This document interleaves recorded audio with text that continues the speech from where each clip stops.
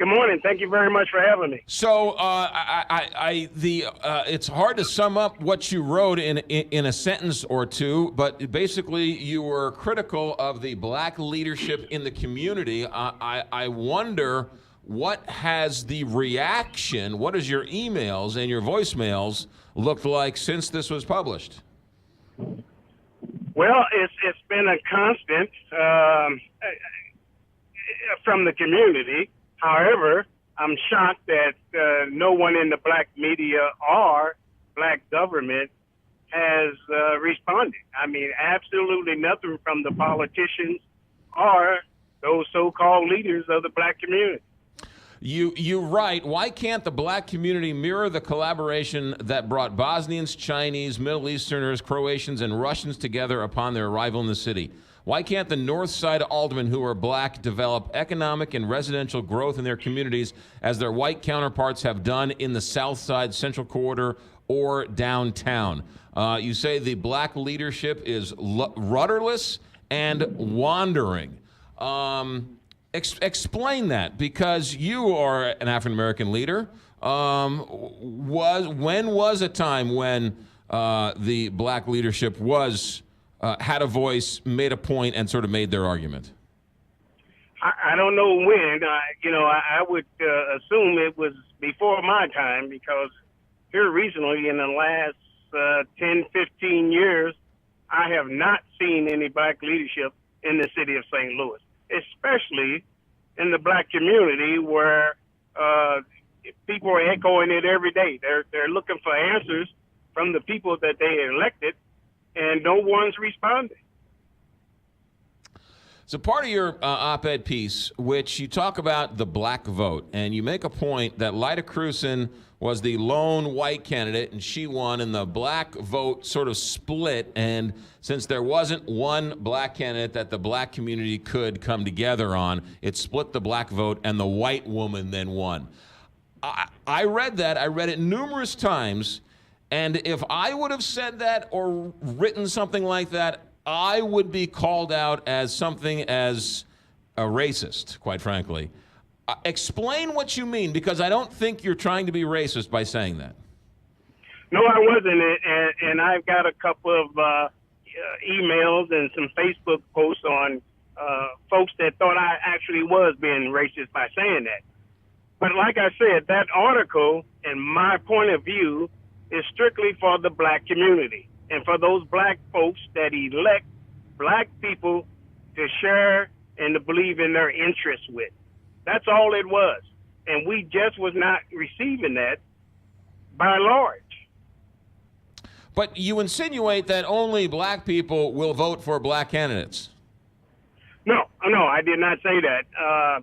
I'm saying those that do vote. There are many black St. Louisans that believe only a black candidate can be concerned with their concerns, that can assimilate their feelings and what they're going through with the community. It's the same reason why so many black folks voted for Barack Obama. Finally, we've got somebody in the White House that may understand and has experienced what we as black people been through. I certainly understand why somebody who's Italian might have an affinity for an Italian candidate because he's from the neighborhood type of deal.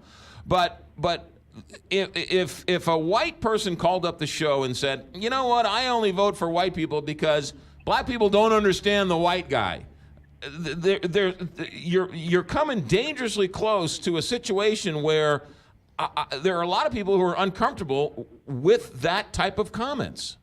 Oh yeah, I understand, and that's why I'm so careful how I say that. It's not that, it's just like you said about the Italian. I'm just comfortable that if I'm voting for a black candidate, I'm hoping that black candidate understands my concerns and my need to live in this community. That he's walked the walk that I walk. I mean, that's so important to have somebody that can assimilate what you've been through. I'm one of these guys that I don't vote for a black person just because he's running and just because he's black. I vote for a person who has my best interests at heart. And I think the majority of the people do. But you do have those folks that hinge their hope on the black candidate because of the past. You have many people that feel that way. And so I'm speaking to those folks who believed in that black candidate that they elected to help them, that has just turned their back or just closed their ears to whatever concerns they had. One of the protesters is an elected official, Bruce Franks Jr., and while you do not mention him in your op-ed piece, David Jackson, you at least reference him in some way as being one of the leaders who is in a position to actually affect change. We recently played videos of him basically glorifying rape and retaliation and going after, quote-unquote, snitches in the community. Do you think he should be called out by the black community for his vile and disgusting videos from just a few years ago?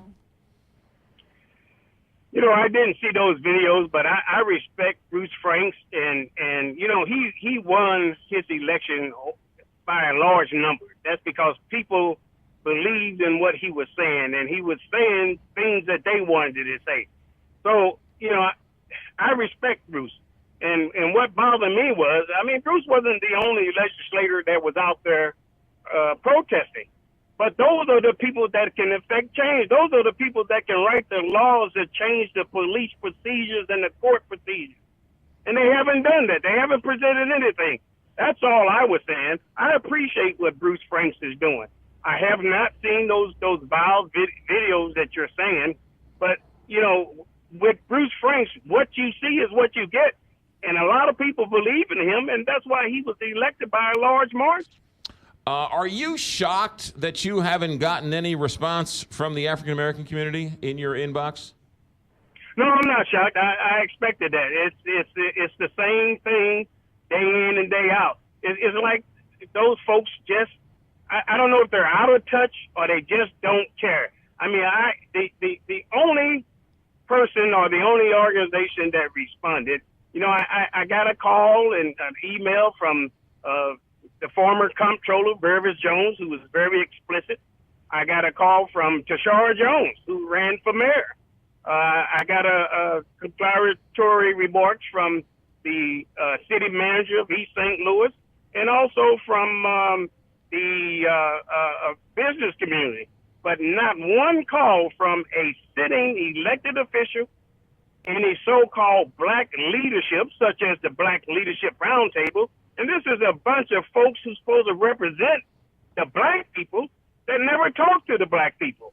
Not one call from none of those members. It sounds like maybe you are thinking about running for office possibly in the future? No, I'm one of these guys that I like to support the best candidate that's out there if that candidate has the same concerns that I have. I've never thought about running for office. Even when I ran for the Board of Education, it was very frustrating running the campaign, but I wanted to be on the school board to affect a equality education for black children. Last question for you. It sounds like, and I want to make sure people understand where you're coming from. It sounds like you're insinuating that the black leadership, the black leaders, the black elected officials pay lip service to the black community, and once they get power, get elected, turn their back on the black community. You there? McGraw, he hung up. Or lost his signal or whatever. Yeah, I don't think he hung up. I don't think he hung up. Yeah, he was more than happy to talk. Yeah. That was an interesting conversation.